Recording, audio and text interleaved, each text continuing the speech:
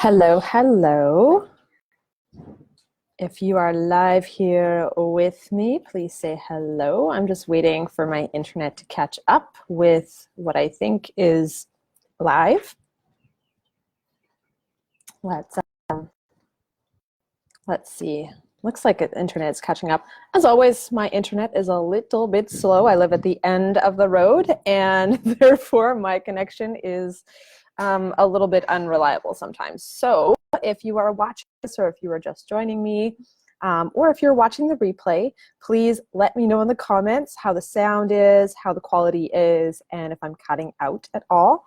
I'm just going to invite a few peeps to join in, and then we can get started. So we are on day 2 of a 3-part series that I am doing on the faces of fear. So yesterday, we talked a little bit about big fear versus little fear. So kind of the big obvious fears that most of us are like, oh yeah, I can get over that, no problem.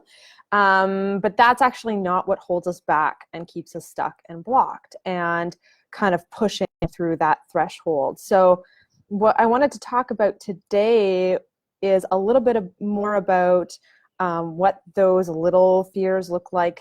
They can show up sometimes as cultural, societal. They can show up as beliefs from our parents.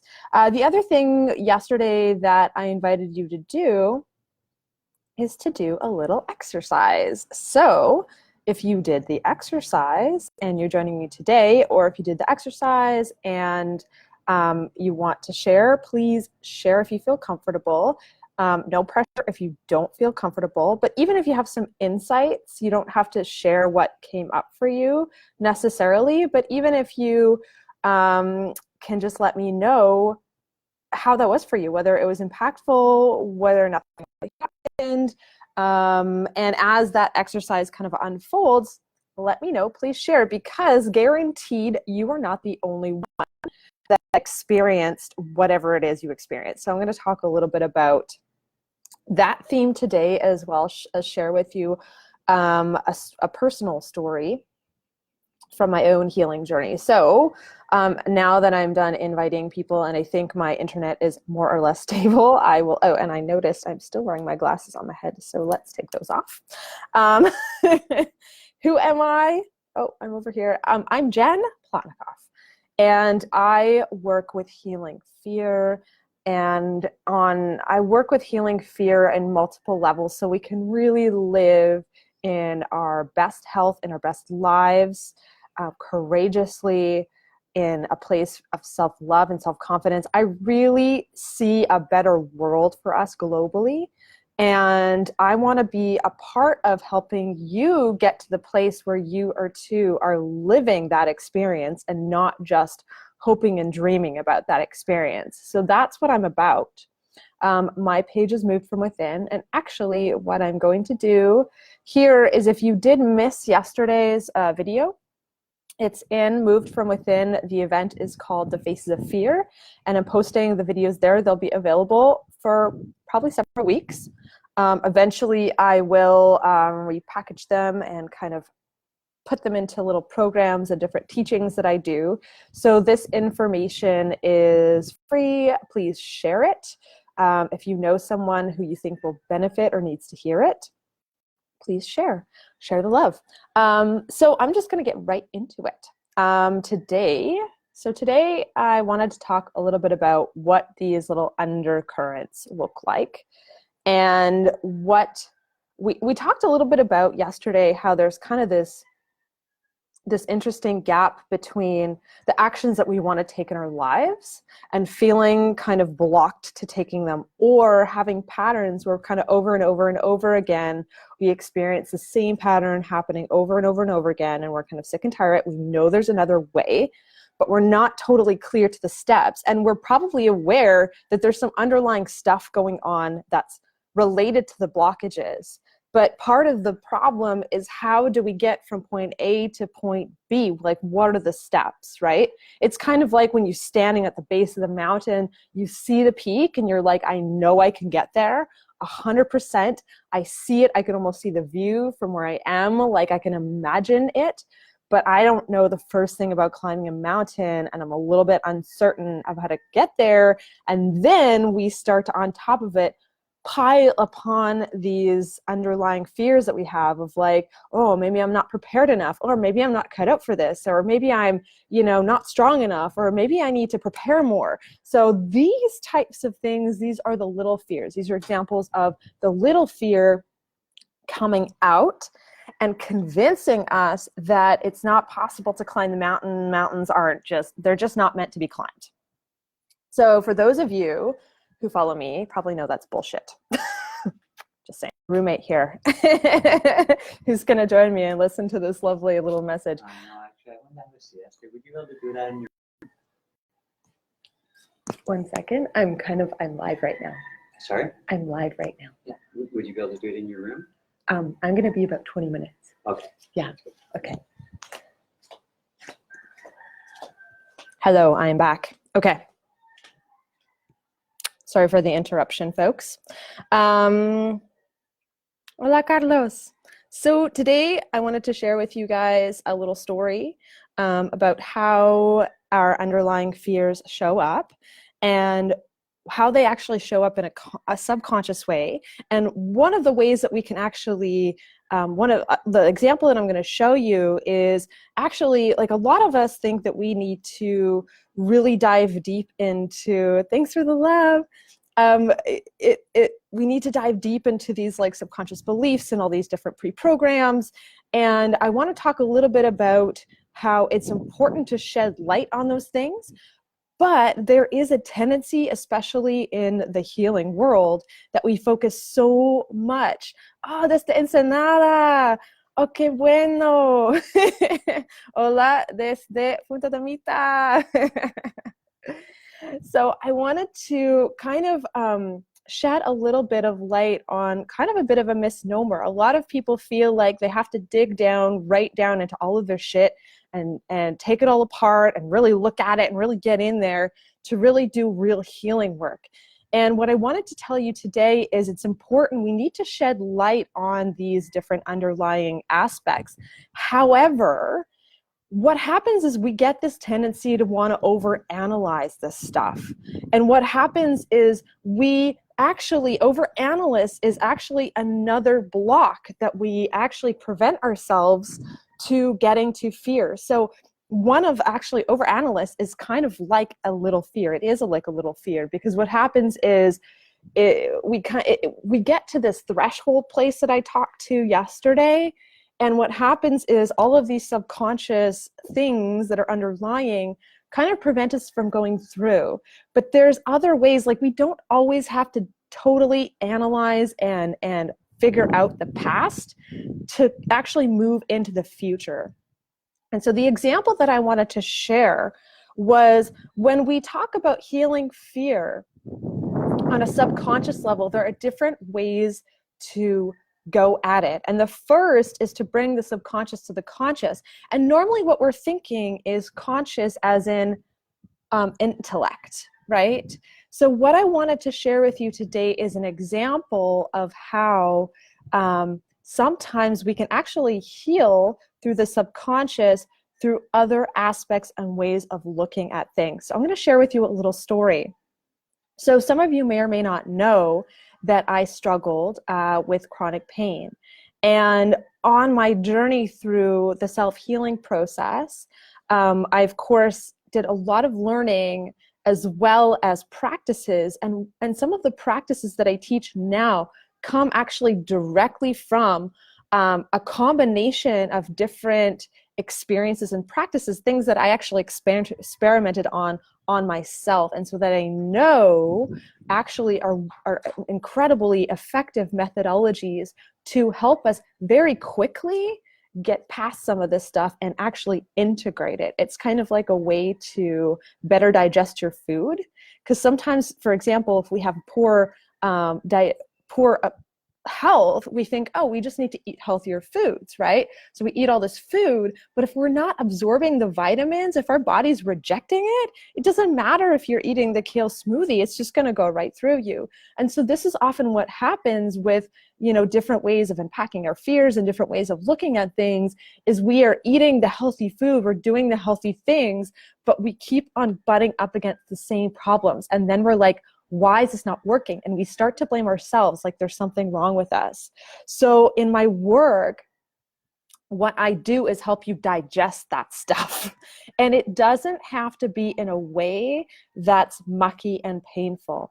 Obviously, it's going to require some deep courage, which is why I speak so much to courage and fear, because in order to work through this stuff, really it requires us to be willing to dive very deeply and be willing to go to places that really feel uncomfortable and stretch us. But it's important to remember and keep in mind that no matter what's happening on the outside, that the mountain peak is still there and it is achievable, okay? So I want to give you just a little example. So one of the practices that I teach now, it's a very, very simple practice. And I often tell people, look, just do the practice. It takes about 5-10 minutes a day, which most of us have. It's a very simple exercise. And I don't give them a whole lot of like intellectual stuff about it. I basically say, hey, what we're doing is we're working with kind of your fears and nervous system on a body sensation level, and what that's going to do is help your body and system feel safer, unravel things. What's incredible is this experience when I was practicing these different practices, because I was working with the body on a somatic level. What I was doing was it's almost like putting on different glasses. So rather than the glasses that I had all along, it was like I was, even if I didn't even realize what color they were, I was able to take them off temporarily and put on a different pair of glasses and see the world through a different lens for about 5-10 minutes through these practices. And then I would have to, put my glasses back on again, because automatically these are what our little fears are, right?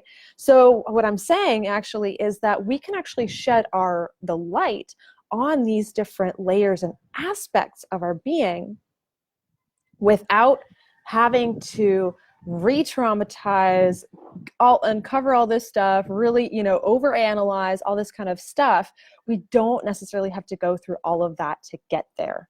So my example is, so the practices that I had been doing, there were a couple, and this one in particular, in working with the parasympathetic nervous system, what was really interesting was what I started to find as a side effect in my life. So I'm going to share with you kind of the moment when I connected what was happening in my body and my life to these exercises that I was doing for healing my chronic pain. So what was happening was, as I was doing these little exercises every day, I would notice things like, oh, my body felt better. I felt a little bit more at ease, all these different little things, and it felt great. So of course I kept doing it. Well, one day, so most of you know, if you follow me, that I'm a pretty active person. I like being outside. I like to surf. I like to ski. I like to snowboard. I like to climb. And one of the things that I like doing, but I'm not a huge fan of, is mountain biking. It's a thing that's brought up a lot of anxiety for me. And although I really like riding bikes and road biking, I'm not a huge fan of doing like really extreme mountain biking. But I lived in this town called Squamish, BC, Canada for almost 10 years. And it's a huge mountain biking community. And there's an amazing plethora of these incredible trails. And one particular trail that was really easy and fun and through the forest. And it was one of my favorite trails to ride on a hot summer day, because it went to a series of little lakes. And so I would go for a little bike ride, jump in the lake, get refreshed, and then ride home. And so on this particular trail, there was this bridge that wasn't particularly like sketchy. It was a fairly wide bridge. It was a wooden bridge, and it was mostly damp or wet and kind of slippery sometimes, most of the time. And it wasn't super high. But whenever I got to this bridge, I would kind of have this like freak out. My whole body would kind of like freeze. And I would have to get off my bike and walk it over the bridge. And then I would get back on my bike and ride. And the interesting thing was, this kind of happened always. It sort of became an automatic thing. And at first I used to kind of, beat myself up over it. Like, why can't I just get over it? And eventually I was just like, you know what? Like, it's okay. My body's just going to do what it's going to do. And I'm not going to beat myself up over it because it's not helping. And it really doesn't matter whether I ride over the bridge or walk over the bridge. I can let go of that. It's okay. I push myself in other ways. I don't need to ride over the bridge. It's not necessary. My whole goal to ride my bike on this trail today really is just to go for a swim, right? So I totally let it go. And what I noticed one day, I was riding along, and I was riding along this trail, and I rode right over that bridge without even thinking about it. And I kept riding. And a few moments later, it occurred to me that I had literally, every single time I got to the spot, had quite a physical, visceral reaction of contraction and panic. My whole body would tense. I would scream on the brakes, and literally, this is like what my body would do every single time. And this time, it was actually really interesting because I hadn't ridden my bike for a while. So I was thinking, oh, I'm kind of out of shape. I'm not sure whether I'm going to even be able to ride most of this trail because it gently climbs uphill and it's a bit of a hot day. And I think I'm probably, I had no expectations. So here I'm riding up this trail really easily. I rode over this bridge, no problem. I got all the way up and I hadn't even had to take a break. And I got to the end of the trail to the little lake and I paused there for a moment going, that's weird. Normally I have to be in much better shape in order to, one, do that trail without huffing and puffing. And two, I didn't even pause at that little bridge, let alone have my usual kind of freak out. And that was the moment I put it clicked. I put two and two together and I realized that all of these little practices that I now teach, that I had been practicing myself, like really small, simple little practices, were actually reprogramming my nervous system into a completely different state of being in the world. So it wasn't just working on my chronic pain, but it completely changed how I interfaced with the world. And it completely changed my energy levels because I wasn't expending so much energy in a heightened state of anxiety and panic that I didn't even realize I was in. It was such a state of normal to be in that place that I didn't even realize there was another way of being or feeling. And that was the moment I realized what self-limiting beliefs really are. So we often have concepts of how these fears hold us back. But when you have a physical, visceral experience, and this is like a really small experience in terms of, the bigger picture, but that small experience was so powerful and demonstrating how exponential that all of these threads were connecting in my life. So it wasn't just about the bike ride. It wasn't just about having more energy to ride my bike.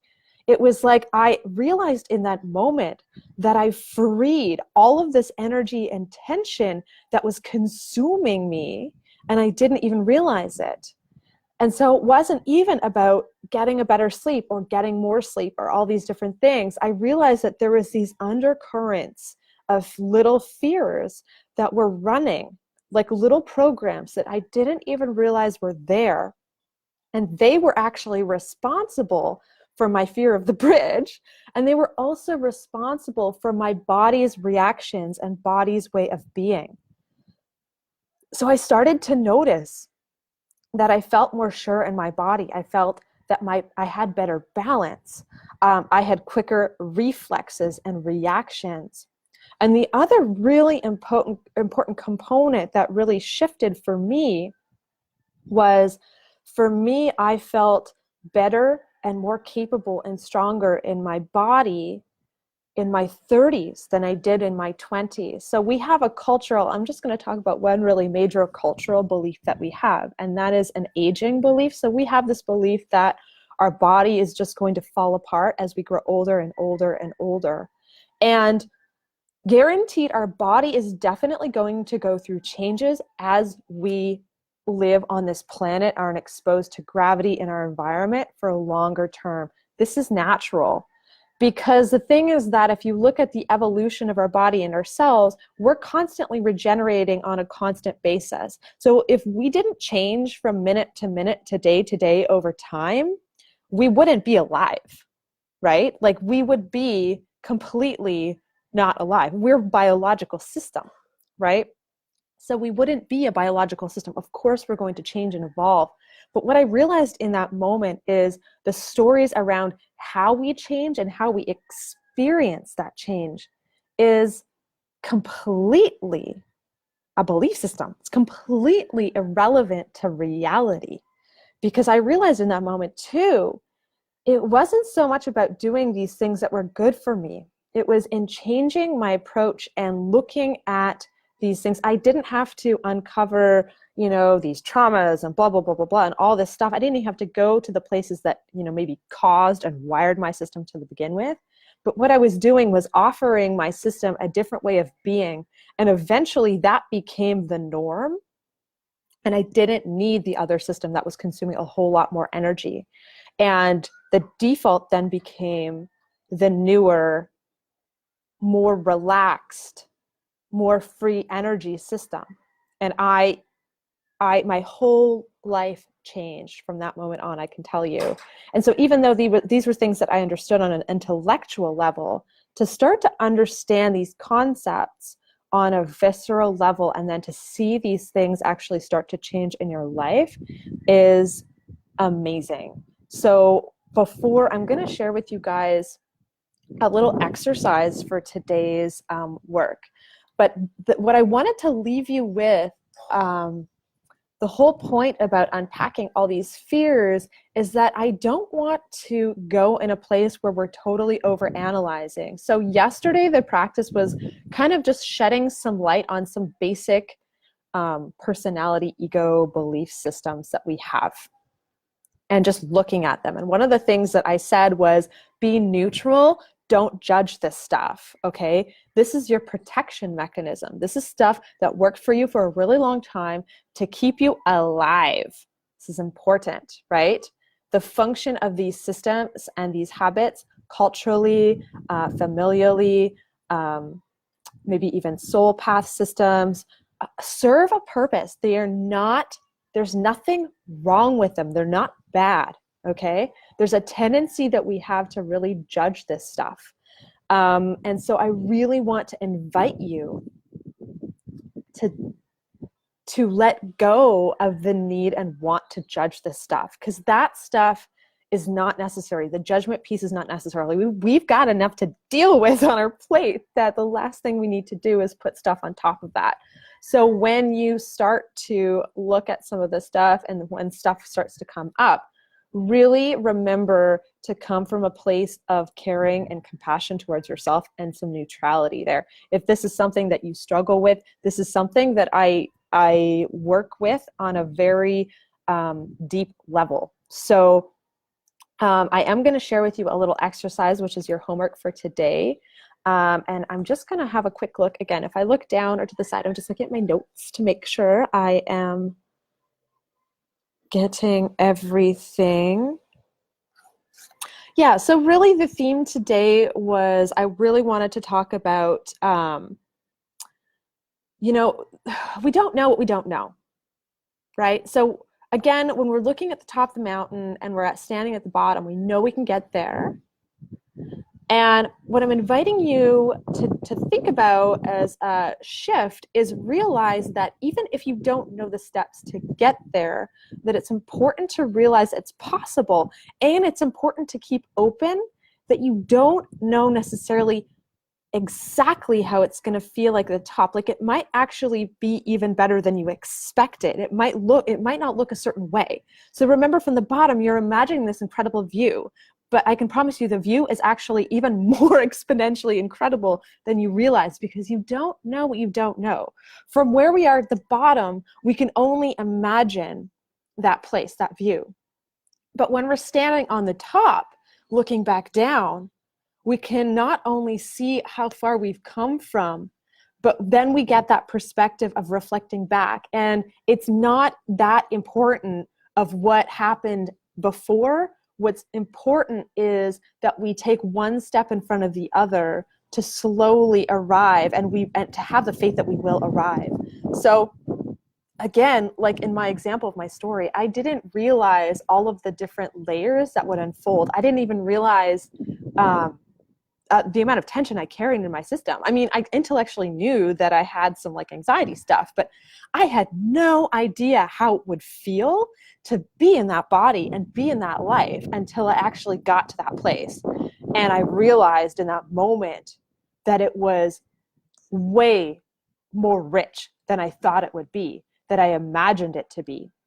So I want you to keep that in mind. I want you to keep that in your perspective, that there is a hope, but it's also going to be so much richer than you even imagine.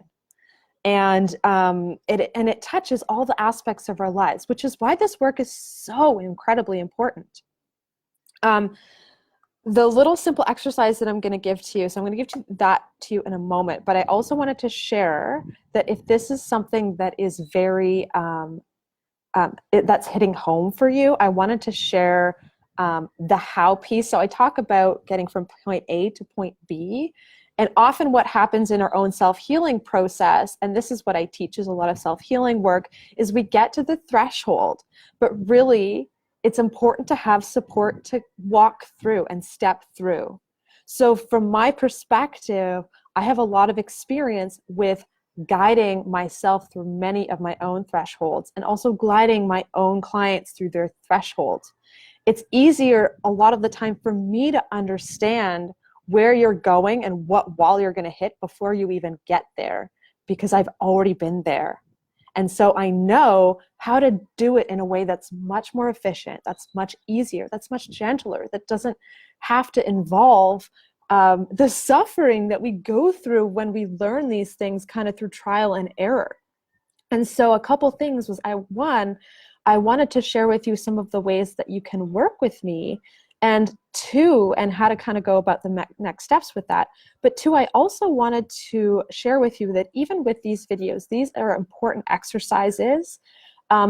However, they're not the whole picture. So there's no way that I could transmit to you in like a couple of hours or 3 hours the lifetime of knowledge that I've gleaned that's specifically helpful to you. So everybody has these different themes, which is why in the video training I talk to kind of general themes, but they express differently in each one of us. And so what I work with is, how does this show up for you? And what are the keys that you specifically need to unlock these things in a way that's easy? It does not have to be hard. You don't have to keep hitting your head against the wall. When you come to that threshold, if you have the courage to step through, I have the steps and process to help you take one step in front of the other. It's like climbing the mountain, right? Like when we're not sure of all the steps, we look up there and we're like, well, I know it's possible because people do it, but how the hell does that work, right? So, that's why I called myself a guide, because just like a good mountain guide, I have a lot of experience and I've done this over and over again. I've climbed many a different mountain. And so I understand where you're going to come up to your own fears and boundaries and limitations. And I also understand at which point you need that support to get you through, that little push to get you through your own threshold to the place that you know you belong. So if that sounds like something that is resonant for you, the next step for you to do would be to send me a message. So what I do is I work with people one-on-one, and it's a program. And what we do is I provide you with support, materials, foundations, and a specific healing program designed for you. So if that's something that sounds interesting, I have some spots that are coming available right now, and I wanted to share that with you. So again, if you are interested, your next step would just be to send me a message. What I'll do is I'll message you back and set up a time where we can have a little chat and see if we're a good fit. So it's really important to me that when I work with you, that we're a good fit to work together, that your goals match what I can do for you. Because if you're not in the place where you're ready to walk through that threshold, I can tell. And I don't want to waste your time and energy. I want to give you resources of where you're at right now. So regardless of what happens, I don't charge for the phone call. It's totally free, but it is a little bit of a check-in to see what's going on, check-in to see the best way that I can help and serve you. Hi, Marie. And what it is if we can work one-on-one, if it's a great fit, I'll tell you a little bit more about how I work. And if it's not a good fit at this time, I'll send you with some resources to get you started, to help you to get to where you want to be. Again, often we're standing at point A at the bottom of the mountain, we're looking at the top. And thanks for the hearts, love.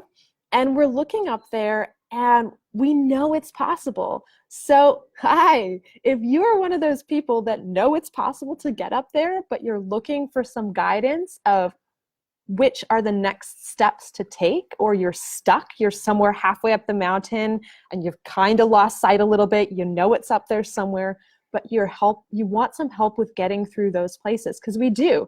There are the different layers and steps to getting to where we want to be. And we get stuck, which is why support is so essential and so important. So it's really important to reach out. There's no shame and harm in that. It's something that I still do on a daily basis. We are learning, we are growing, and we all need different kinds of support and different kinds of levels and layers. So if you're ready for, and the support that I give to is a pretty deep space.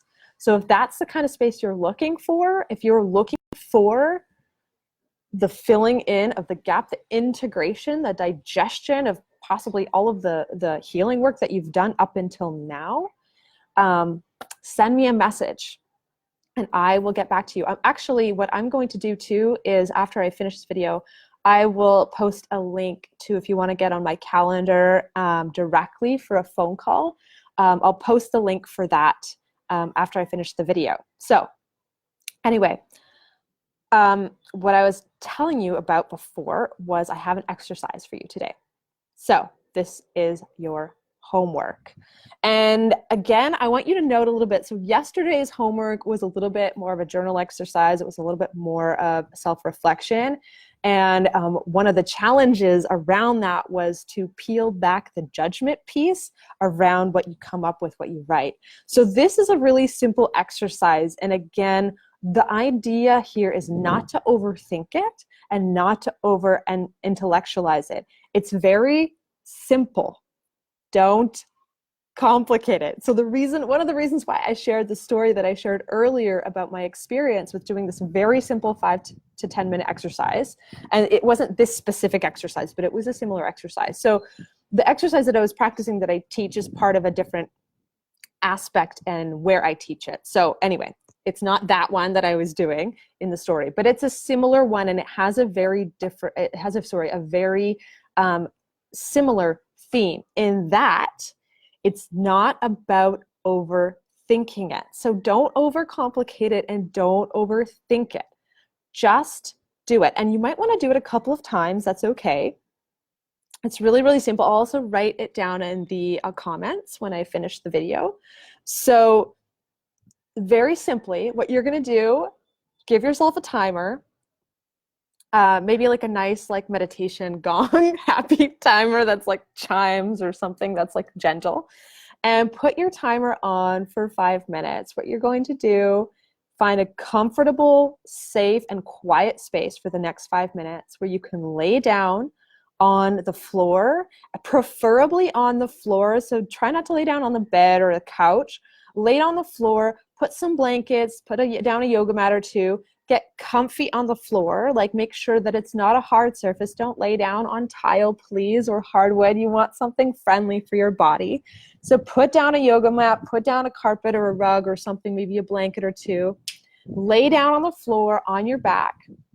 Relaxed. If you need something under your knees, put it there, but this is only 5 minutes, so you probably won't get too uncomfortable unless you've got some real stuff that you know that in 1 minute you're going to get uncomfortable. Make yourself comfortable on your back on the floor.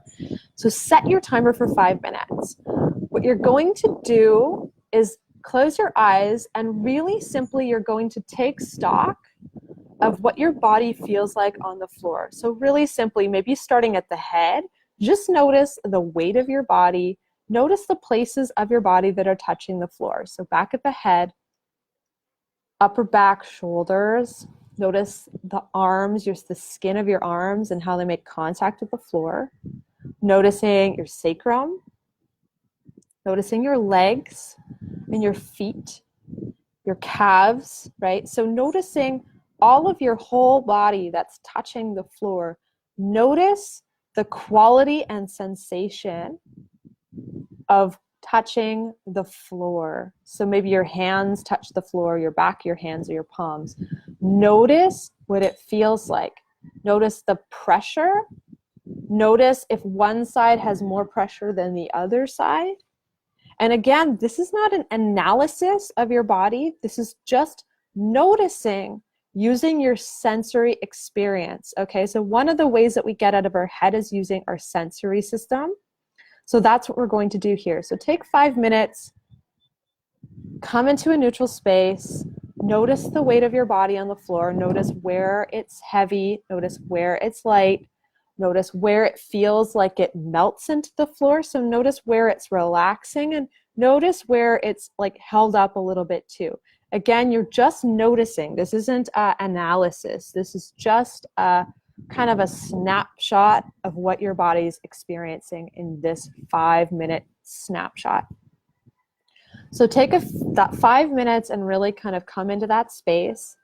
And when your 5 minutes is finished, what I'd like you to do is slowly roll up, and with a large sheet of paper and a bunch of maybe different colored pens, pencil, crayons, pencils, you can kind of get creative here with different colors.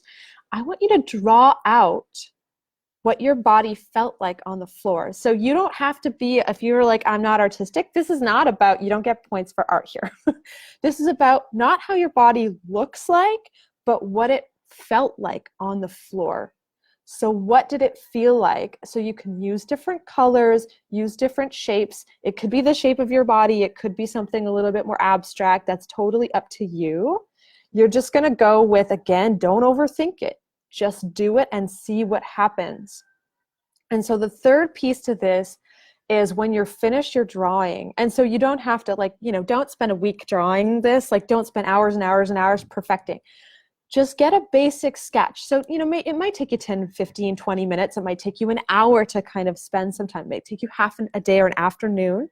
That's totally fine. But what I don't want you to do is to overthink this and overanalyze this. So what I'd like you to do, again, is when you're finished your drawing, have a look at it. So even you can stand in front of a mirror and put your drawing, like this book, just beside you, and notice what you notice. Just notice what you notice. It's really simple. I'm not going to say too much more. Again, I'm going to write down the description of the exercise in the comments when I finish the video. But the time that we have today is up tomorrow. I'm going to talk about some tools of how we can shed some light on these different smaller fears, and I'm going to share with you a couple different tools of how we can actually start to take different actions, how we can actually start to begin to kind of from the back, from part, I talk about from part A to B. We're going to kind of work with part B a little bit and work our way backwards and see how that can actually be a tool for us to help us get to where we want to go with more ease. So if you enjoyed this video, if you enjoyed yesterday's video, please join me same time tomorrow, which is 12 Pacific time, 2 Central time, 3 Eastern time. That's PM. Sunday afternoon.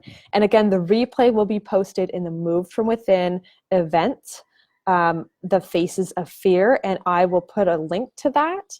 And again, if you want to reach out, if this is something that you're needing a little bit of guidance on in a deeper way, step by step, again, these are the different little pieces and tools I'm providing. But if you're really serious about getting from point A to point B, you need a guide. And if I'm the one for you, if I resonate with you, if this is something that you're curious about exploring, yes, for sure. Awesome. I'm excited to hear. Post in the comments, Marie, about what your experience was, if you're comfortable with that. I'm always really, really keen to know how you experience these different exercises and what came up for you. So if you're comfortable sharing, even if it's like a little piece, obviously this is public, so whatever you're comfortable sharing in public, but I love people to share their experiences because it helps us remember that we're not alone in this, which is why I'm here too, right? You're not alone in this. These little pieces, again, like I was saying, are like little tools, but we often get to the point, and I'm inviting you, if you're to the point where I'm like, you've done all this work and you're to the point where it's like, okay, well, now what? How do I really get there? I'm ready. The one-on-one work might be for you. So just an invitation to send me a private message directly. And yeah, sharing totally, totally helps. And it's so vital because so many people, I get this all the time from my clients. I get this all the time in my comments of like, oh my God, it's like you're speaking right to me. It's because we experience the same thing, but we forget. We think we're alone in this, right? Which is the other reason why I think it's important to reach out for help and guidance. The reason why I teach what I teach and I do what I do, I never ask someone that to go through something that I've not experienced, right? Like, there's a reason why I speak to this work. It's because I know it like the back of my hand. I know it so deeply and so thoroughly. And it has, in my life, brought me to like unimaginable places, really, in such a wonderful, wonderful way that I want to share that with you. I want you to complete the gap. I want you to be able to move through the threshold. Because the thing is, if you are in a place where you are willing to do big things and you're meant to do big things, that takes a lot of courage and support to be able to move through that stuff. And I know because I've been there. And so if that's you, if you're feeling like, yeah, like I need some